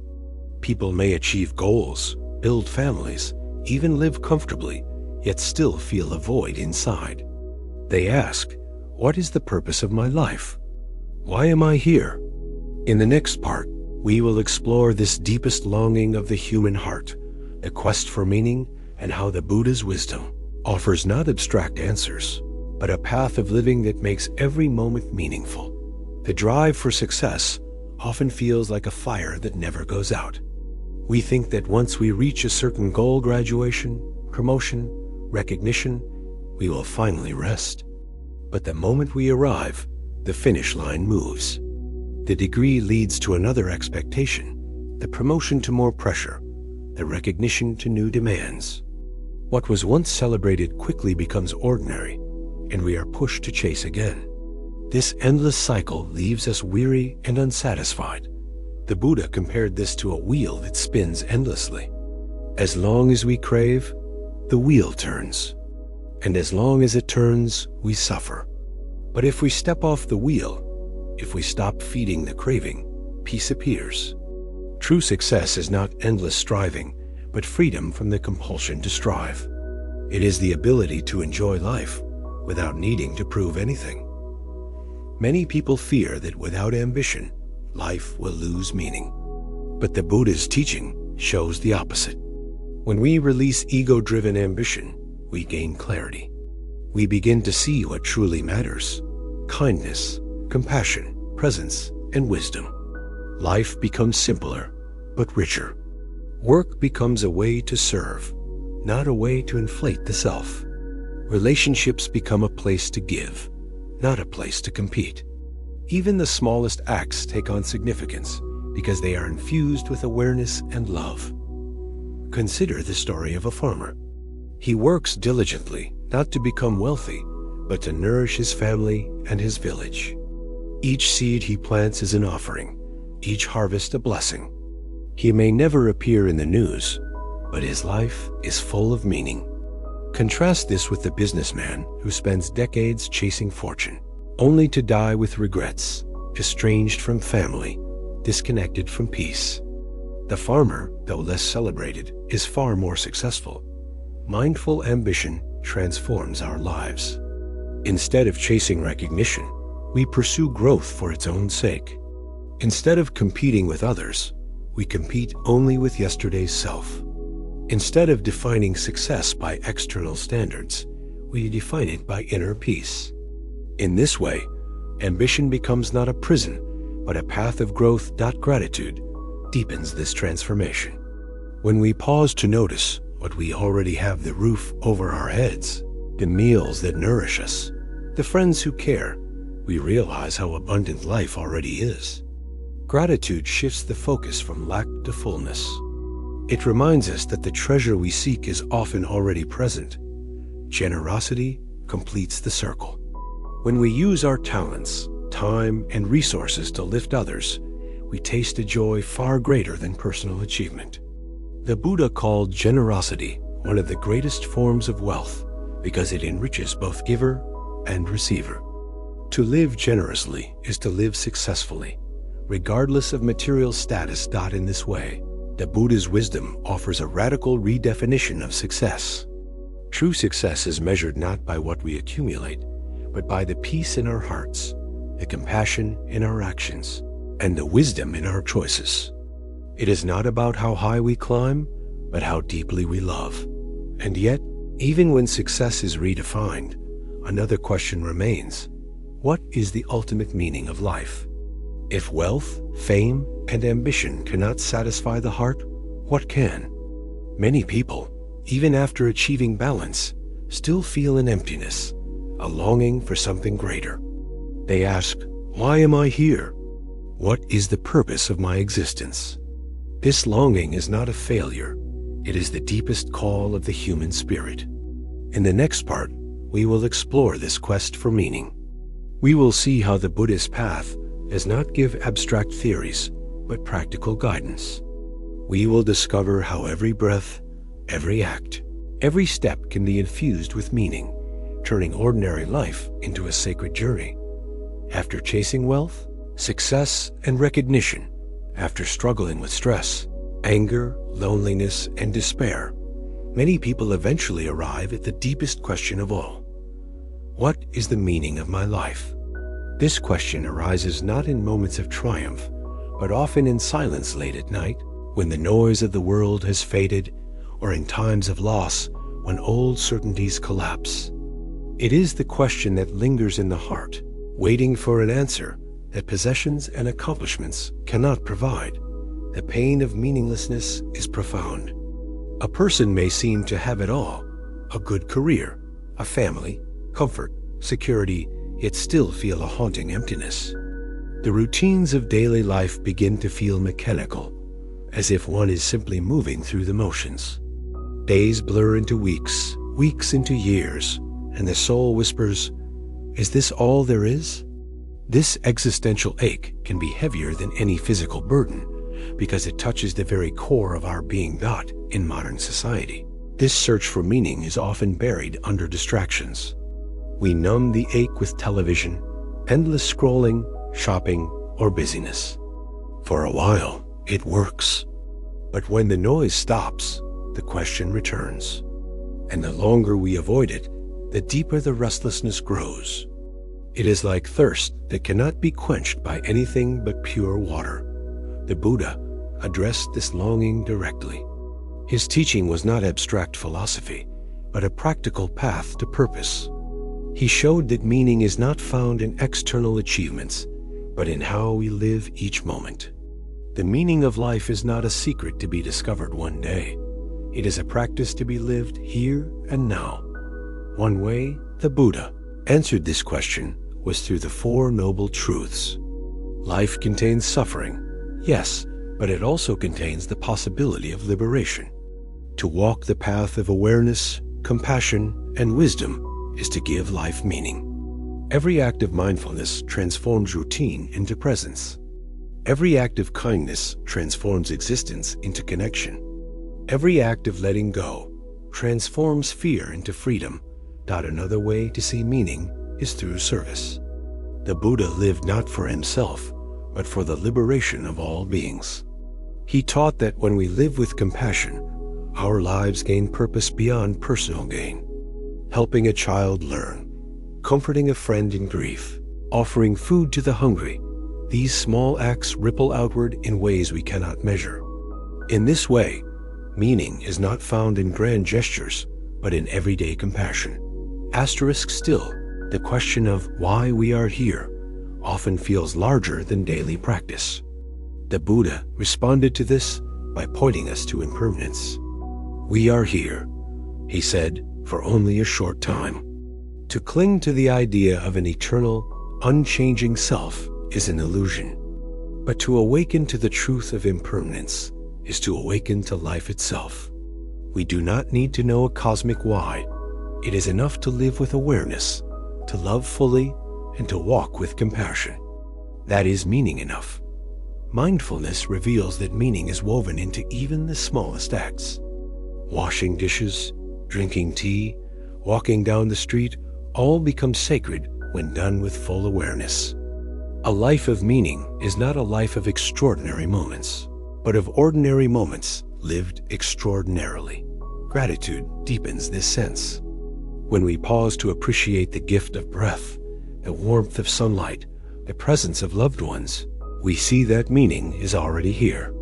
We do not need to chase it. We only need to notice it. Imagine waking each day not with the weight of asking, "What is my purpose?" but with the joy of declaring, "My purpose is to live this day with awareness and love." Imagine living so that each moment becomes meaningful, not because of what we gain, but because of how we give. And yet, even as the Buddha offered profound guidance, he did not deny the mystery. Some questions he refused to answer, knowing they led only to speculation and distraction. Instead, he pointed to the path. The meaning of life is not solved by thinking, but by walking, by practicing mindfulness, compassion, and wisdom until our lives themselves become the answer. In the next part, we will complete this journey. We will see how the teachings of the Buddha, applied to modern struggles, offer not just relief from suffering, but a way of life filled with peace, love, and purpose. We will draw the threads together, preparing to close with hope, gratitude, and a call to live fully. The search for meaning is not a puzzle with a single solution. It is more like a song, a rhythm that each person must learn to hear in their own life. For some, it comes through faith. For others, through service. For many, it arises simply from being present, deeply present, to the miracle of existence itself.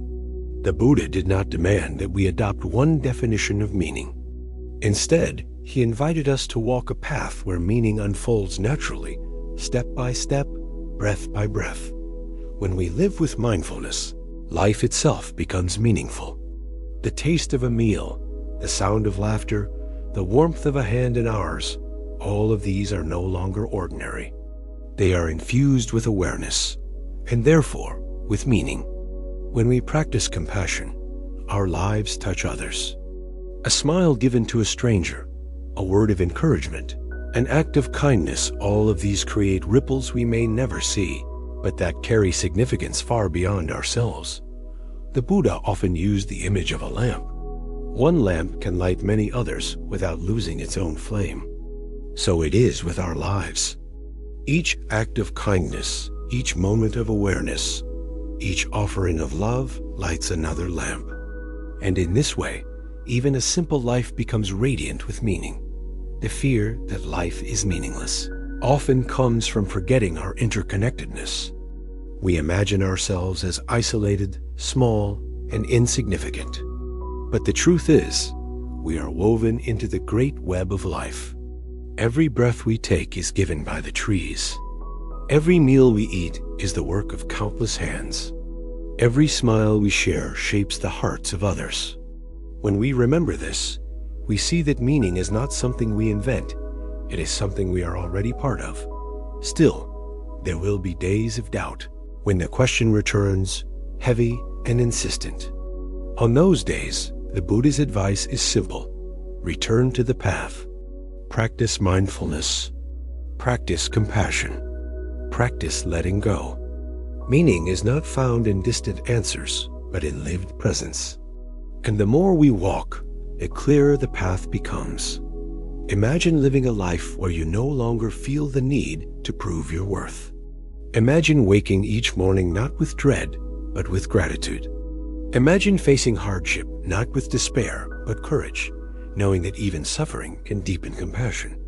This is the life the Buddha pointed toward, not free of struggle, but rich with meaning. At the end of the journey, when death comes, those who have lived in this way look back, not with regret, but with peace. They may not have solved every mystery, but they have lived fully, loved deeply, and walked with wisdom. And that, in itself, is the answer to the question of meaning.